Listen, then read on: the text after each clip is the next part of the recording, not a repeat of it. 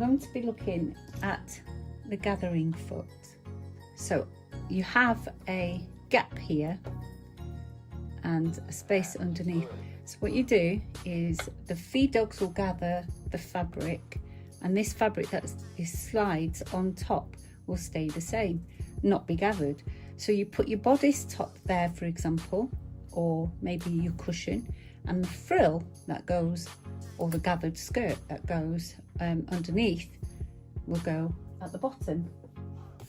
Now, to create a gather on a overlocker, you need to increase the stitch length. Well, not necessarily, but I'm going to.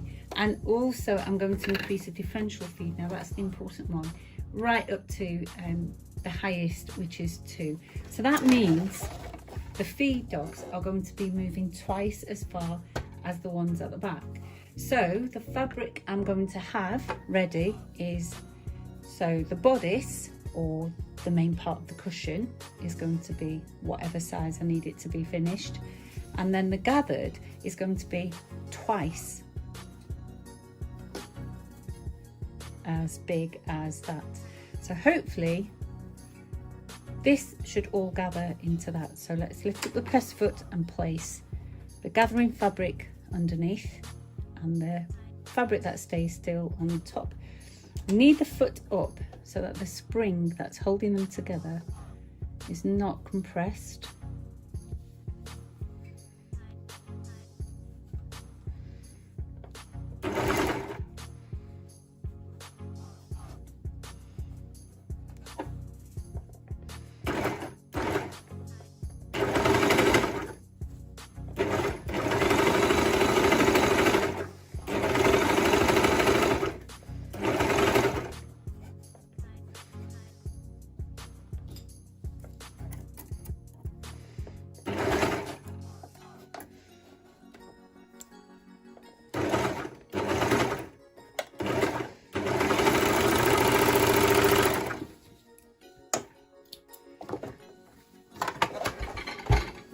There you go. It does take a little bit of practice to get it exactly right, but you will get there with a bit of practice, and that would look quite nice on the side of a cushion, wouldn't it?